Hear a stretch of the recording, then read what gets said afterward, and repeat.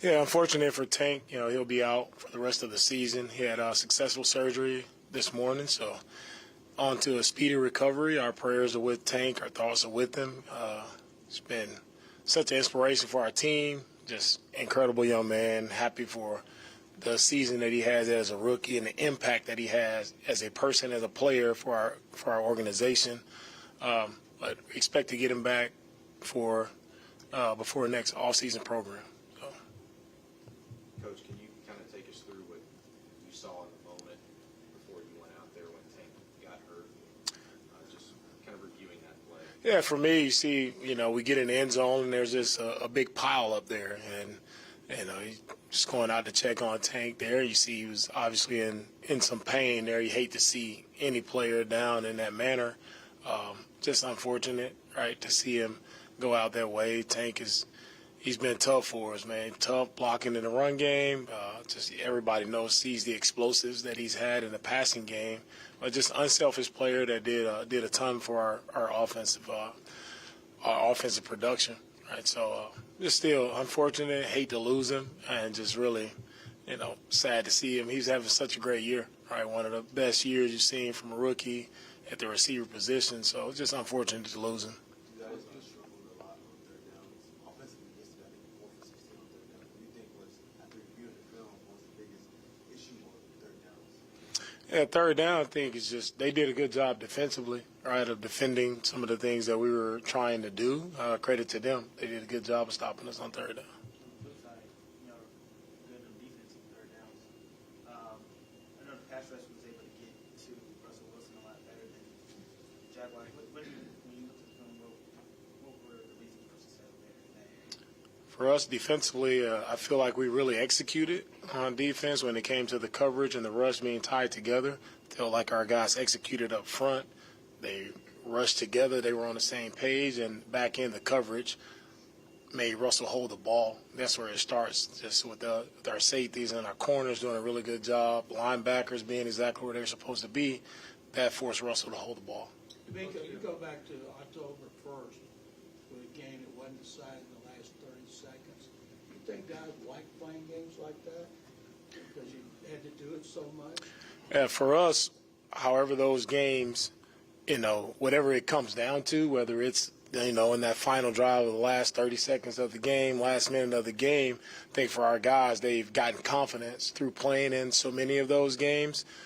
And that's the climate of the NFL. So you have to be prepared for those situational football at the end of games, and the team that handles it the best, the team that doesn't panic in the moment, and the team that is confident in that moment, they end up coming out on top in most of those games. Coach, this year has been a lot of firsts for you. You've also coached against a lot of your peers. What is it going to be like going up against the guy that you used to work with on a day-to-day basis in Rob Saleh? Yeah, Saleh has done a great job there with the Jets. Ton of respect for Saleh and what he's done. I learned how to coach from being under Saleh. He taught me a lot when it comes to scheme, when it came to just handling players, right? So game planning. So I learned a lot from Saleh, and owe a lot to him. And it's probably the reason why I'm standing here before you, because of just him taking me under his wing and teaching me the ropes. So much credit to Saleh for that. Just great man off the field. Great man, great father, great husband. Just really stand up guy I have the utmost respect for. Can you tell us a story about when you were Bessemer and he called you and he asked you if you were interested in coaching, and he told Kyle and Kyle called you? Take us through all that. Yeah, well, I was here actually, and I was thinking about getting into coaching the year after I finished playing, and ended up talking with Saleh and talking with Johnny Holland, two of my former coaches here with the Texans, two of my linebacker coaches, and he was like, "Hey, DeMeco, are you serious? You sure you want to get in?" They're making sure I was all in on coaching, because they know the dedication and the time that it takes. And what Saleh he was all on board with it, and Johnny Holland was also all on board with it. It gave me great advice, and I learned a lot under both of those guys, and I'm thankful for them, kind of speaking on my behalf to Kyle and them twisting Kyle's arm a little bit to give me an opportunity. And we're very thankful for Kyle and, Sala for giving me the opportunity. Is there Stingley Jr., the coverage qualities, some of the things that he's able to do, that makes him special in your eyes? And I know he's still continuing to grow and get better. Yeah, Stingley is, I think, the first thing that stands out is just his athletic ability, right? It's rare. A guy his size, the strength that he has, the speed that he plays with, it's rare to have a corner like that, and just his route recognition is picking up, and he's able to, play smart football, being where he needs to be, and then it comes down to him, having that confidence to go up and catch the ball. And he's doing a really great job of that over the past 3 weeks. Right, to have 4 interceptions is just, it hasn't happened in the league. You don't see that happen much, and he's just continuing to get better, and that's what's exciting about seeing Stingley and the progress that he's made since he's gotten back. And he's dialed in, he's attentive to all the details, and he's seeing success because of the work and the preparation that he's put in. Can you talk a little bit about coming into this game? Denver had been turning teams over a lot, and I know you always talk about protecting the ball, but how big that was yesterday? They had been on a roll for taking away, and we had not. That was the game changer for us, the way we protected the ball. And it starts with CJ, right? The guy who touches the ball the most, the way he, protected the ball. Got one got out on him there, in the pocket. We were able to recover it. But just overall, just offense, just being aware, right, of how we protect the football.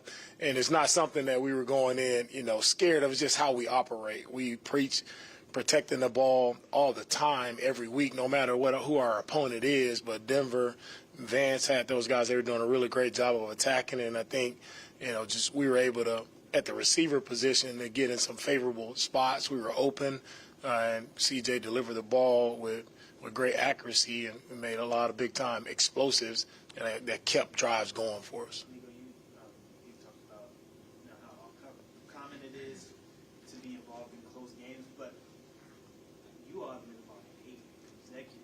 I'm just curious, why do you think you all have been in so many close games back to back? For me, I'm happy to be in those games. I'm happy to win those games. So it's like, why are we in those games? No one knows how games are going to go, right? If you knew how they would go, we would blow everybody out and get our second string guys in, at the end of the game. But they don't work that way.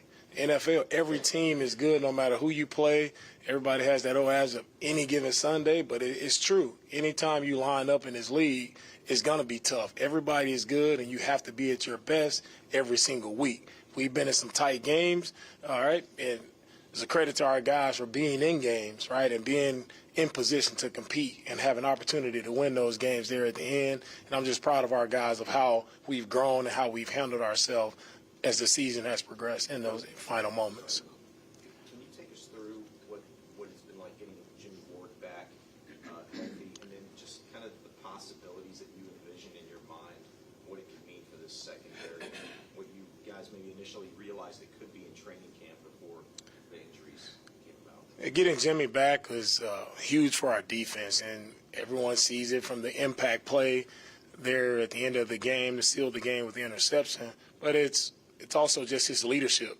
I think just having Jimmy in his presence, his leadership for our entire team, the energy that he brings to our team, the spark that he gives our team, the intensity that he plays with, how he tackles, right? It's an enthusiastic style of play that rubs off on our entire team, not just on the defense. So Jimmy is getting him back is huge for our team, and we saw that on yesterday. And still excited for Jimmy to continue. He's still working his way back into it. So, excited to see him continue to progress and get better. And it's not only how he plays, but it's also the communication, right? It's really great to have a veteran back there who can communicate it, right?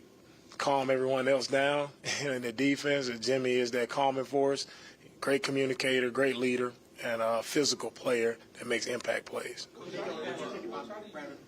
Brevin played yesterday, and just I'm filling in for Dalton and him stepping up with the career best. I thought it was Brevin's best game I've seen. Brevin, he played with I was telling him today, he played with just a passion and a fire that you could feel from the sideline. I felt him in pregame, like I just knew Brevin, like how he prepared throughout the week, could tell he was going to have a big game. Like he was juiced up, he was ready to go. He played physical, he had explosives right in the passing game, and he did a really great job yesterday. Coach, Coach, going back to the New York Jets, how difficult is it to prepare for a team where you don't know who the quarterback is going to be? Yeah, we watch the film and we'll go back. Whoever plays, I'm pretty sure one of those quarterbacks has played this year at some point in time. We'll study the film and see, who plays. And for us, man, it really doesn't matter about which quarterback is in. For us, we have a lot of stuff to fix. For us defensively, we have a lot of stuff to fix, and we have to clean up things on our end. So the focus is really about us and where we can improve, where can we get better, and then we'll have to worry about our opponent on Sunday. But this week is about us. I think there's many moments that solid game to you that you've been able to implement with the guys here. Say it again, Wells.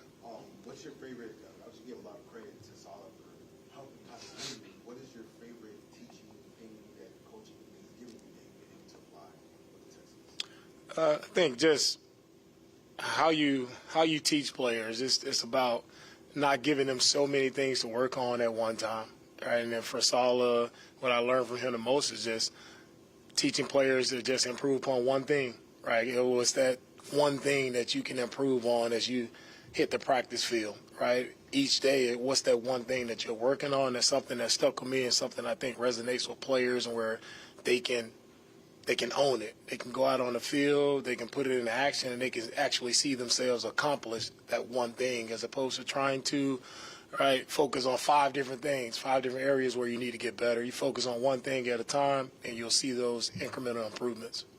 We got time for like 3 more. He was at Desmond training camp, and then he's gone, and you have him back. And yesterday, he's on the field a lot. Looks like he's communicating a ton.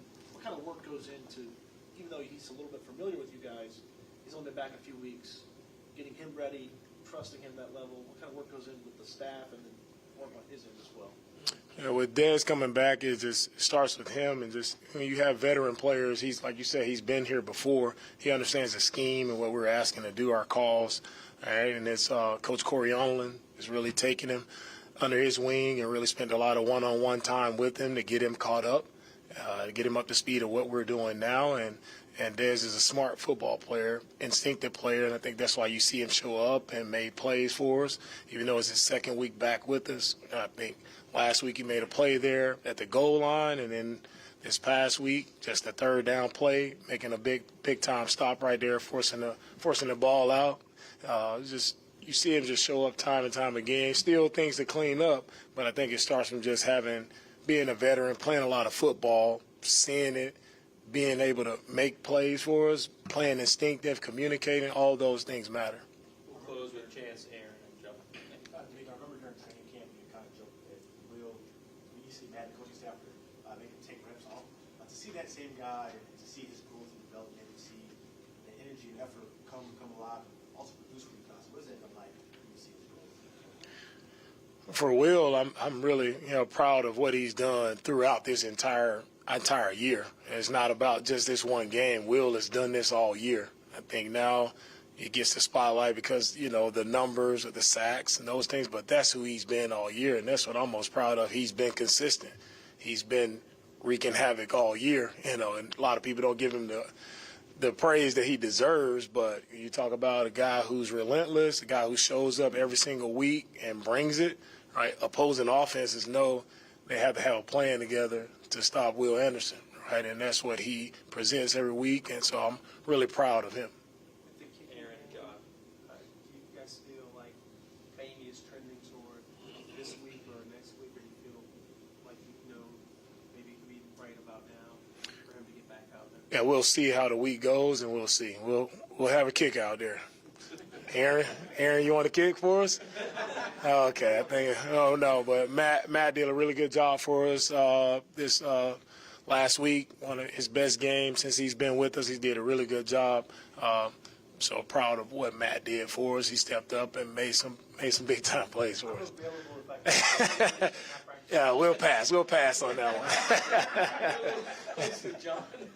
DeMeco as coordinator last year, obviously you scouted defensive backs. Can you give us your scouting report on Stingley and Gardner? What you thought of them and how they're similar? Yeah, for Stingley and Gardner, for my scouting report coming out, I mean, you had both guys top corners. I think any team would be happy to have either guy.